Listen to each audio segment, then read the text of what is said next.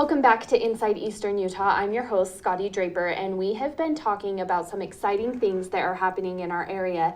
And now we are going to talk a bit about the collaboration between the university, USU Eastern, as well as the J.C. Penney building, how that collaboration might help the community a bit. So Joel, can you kind of walk us through and tell us a bit about this collaboration and what it'll mean for? Certainly. Gary and I met a couple of years ago, and we had some conversations about the what if could happen if there was a collaboration between some Wasatch Front companies and the Price area. It was a pretty cool conversation to find out what the ag program was already doing. It was the early stages of the outdoor product design and development program. I think they had 15 students that first year up at Logan.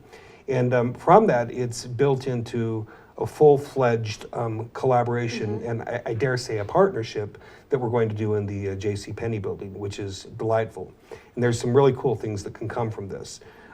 We are going to have Aggie ice cream on Main Street. That is the big point, right? Yep. That's the most exciting. We are going to have a Castle Country swag shop. Great. And a lot of that's going to be produced here locally. Fantastic. So some of the cool things that we've talked about is the utilization of the machine shop that is up at USU that is only utilized part of the day.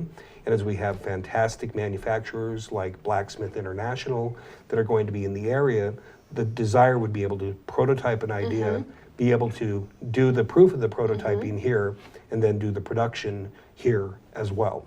Cut and sew is something that we plan on doing from a prototype standpoint too, which I don't want to steal all the thunder of what you guys have created, which is amazing. And then also things that are simple like injection molded and that type of thing. One thing that's different with this system is that typically when they're doing this design in Utah, design in Logan thing, they send the product over to China to be made, and then it comes back. With this rapid prototyping, and this was your idea, I will completely give you credit for this from a couple years ago. You have the ability to have some manufacturing equipment. Ted actually comes from an environment of working with the MEP, which is the manufacturing, it's a horrible name. Extension Partnership Program. I like to think of it as the Utah Manufacturing Assistance Center. Yeah, which is perfect too. And also with the tie-in with some of the angels and the venture community, what do some of these people that are making products need? They need capital. Well, I have now taken up probably 3 minutes of this, but I'd love to get your take on what you see this private-public partnership can and is becoming. Yeah, and I like to label it as an education, community, economic, environmental development. Awesome. All that together. That's a mouthful. Starting though with the education as a foundation, because without a trained workforce, without knowledgeable workers in the development and management of products, where are we going to go with those products? And that's why having a Utah State University location and Price is key to this. And what's unique about our campus, off the main campus of Logan, is the fact that we are heavy into career tech ed, occupational ed, or as we would say, manufacturing, machining, automation, electronics, and so many of those areas that are allied with where you want to manufacture and where you want to move forward. We have instructional programs in that areas. We have both the professors, the students who need internships, which is another part of all this.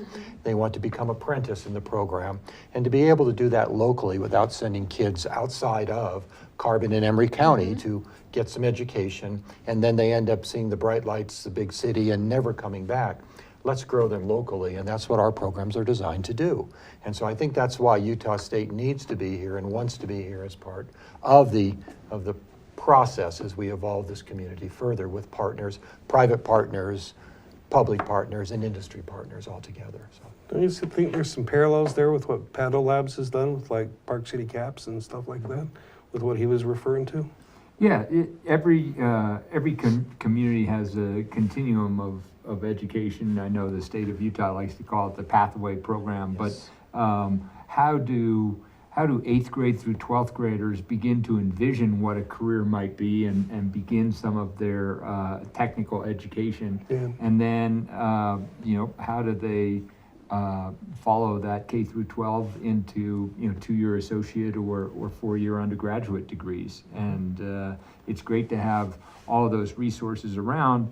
And then what we've tried to do with Pando Labs in the Park City area is fill in the gaps between what's being taught in the high school through experiential learning programs. We call it the Center for Advanced Professional Studies, and then identify what the gaps are between that high school education and the 2 and 4 year educations that are offered by the traditional higher education system. And our focus is always on what does the entrepreneur need in terms of apprentice resources, and what are the things that we can teach those apprentices to make them effective working with entrepreneurs right out of the gate.